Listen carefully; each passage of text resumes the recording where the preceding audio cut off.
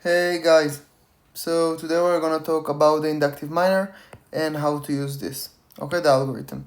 So we have this trace, this log, and I'm gonna have a couple of videos, and each one the example is gonna be a little bit harder.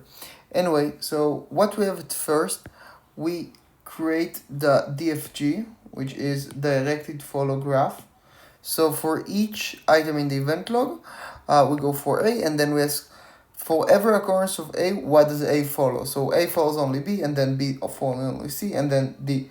So it's really easy to understand it's only a sequence, but just to understand the algorithm, we're gonna split it. So we create a sequence cut, okay? Which means we're gonna only have one direction of outgoing flow, okay? So this is the definition of a sequence cut. So then we can create the process tree.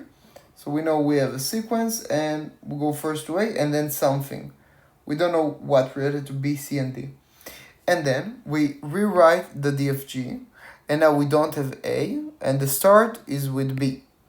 Okay, so now we create another sequence cut, and then we know that the sequence looks like this: A, B, and then something with C and D. And now we have this, okay, so this DFG, and then we create another cut.